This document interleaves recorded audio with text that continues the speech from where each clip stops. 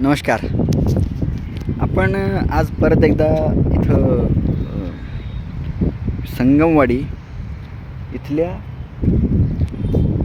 Riverfront development हा प्रकल्प बघायला आलो आहे. आज तारीख आहे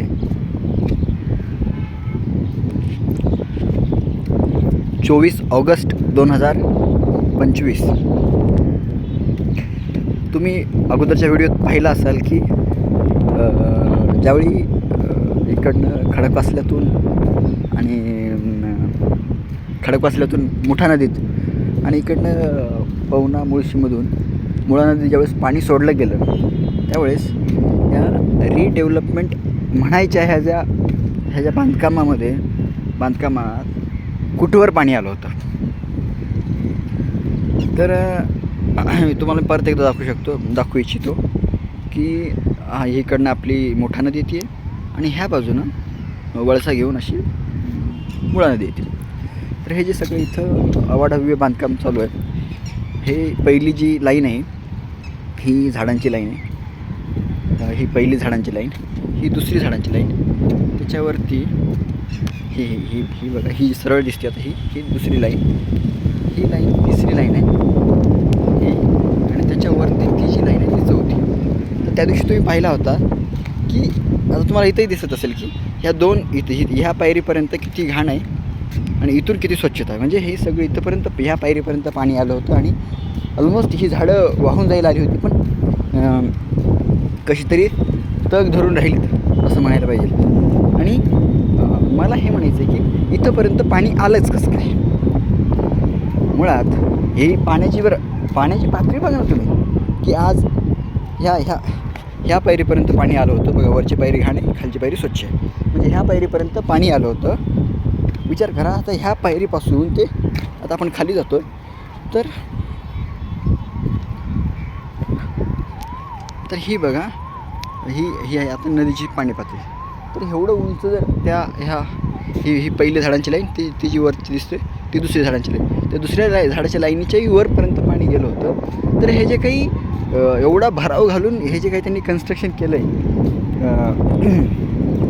पालिकेच्या गुणवंत आणि हुशार अभियंत्यांनी, तर त्याला काही तोड दिसत नाही आहे मला इथं तरी. ओके, बाकी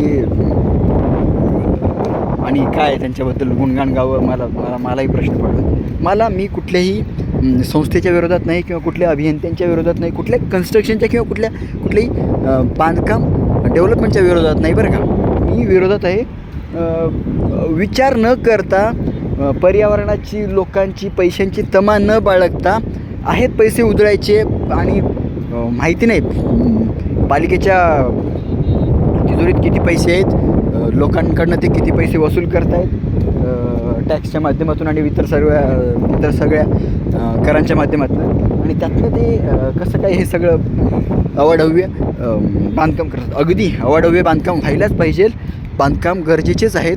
बांधकामाशिवाय काय शहरीकरण ही जी प्रक्रिया आहे ना ती पूर्ण होऊच शकत नाही असं माझं वैयक्तिक मत आहे.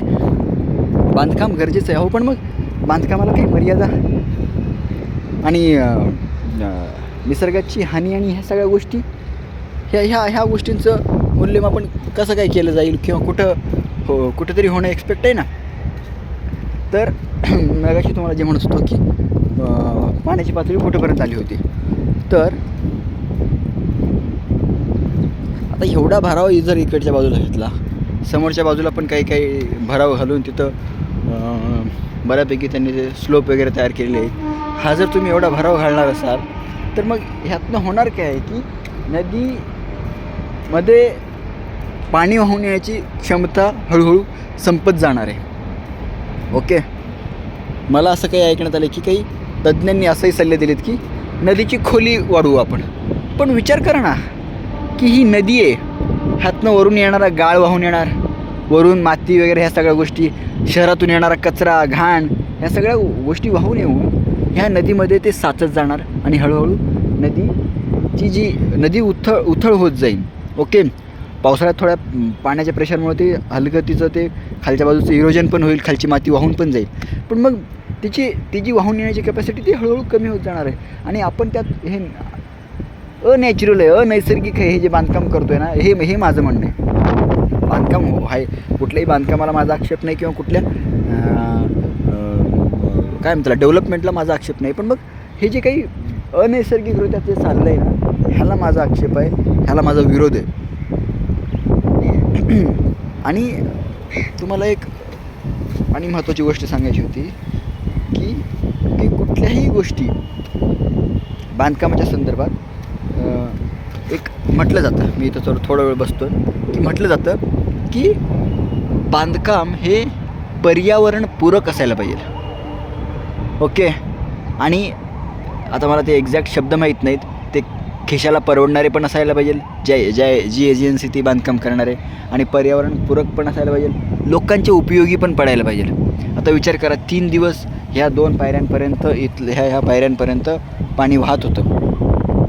ह्यात किती साऱ्या गोष्टी, म्हणजे मला आता अंदाज बांधता येणार नाही की यातलं काय वाहून गेलं आहे किंवा काय राहिलं आहे, इथं काय अवस्था झाली होती. मला आठवतं बहुतेक हे झाड असावं की ते अगदी म्हणजे वाकून बुडण्यापर्यंत गोष्टी आल्या होत्या. तर मग कुठल्याही गोष्टीला ह्या मर्यादा असायला पाहिजे, एवढंच माझं म्हणणं आहे. की आज आता वरच्या भागात जसं की खडकवासल्याच्या बॅकवॉटरमध्ये आणि खडकवासला त्याच्या आणि धरणसाखळीच्या बॅकवॉटरमध्ये आणि इकडं पवना आणि मुळशीच्या बॅकवॉटरमध्ये पाऊस कमी झाला आहे, तर त्यांनी त्यांच्या धरणाचे दरवाजे बंद केले. त्यामुळं आता पाण्याचा विसर्ग जो नदीतून वाहतो तो खूप कमी आहे, हे मान्य करू. पण ह्यासारखीच परिस्थिती पुन्हा उद्भवली तर मग उपयोग काय ह्या सगळ्या गोष्टींचा. आणि परवा जे आपण पाहिलं की पुणे शहरातून जे पुणे शहराचे पाणी सोडलं गेलं, म्हणजे एकंदरीत नदीत पाणी सोडलं गेलं, मोठ्या नदीत, त्यातही एकता नगर वगैरे परिसरामध्ये पाणी आलंच होतं ना. आणि जोपर्यंत हे आपण थांबवणार नाहीत, मी आता फक्त इथं थोड्या वेळात थांबतो मी, की फक्त महापालिकेला आणि त्यांच्या अधिकाऱ्यांना आणि नेत्यांना इथं दोष देऊन उपयोग नाही. तिथं मला वाटतं लोकांनीसुद्धा एक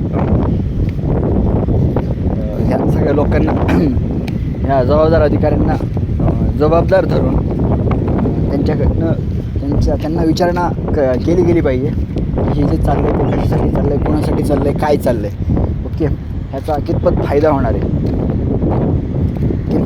शहरात लोकांना खेळायला मैदानं नाही आहेत, ओके, फिरायला बागा नाही आहेत.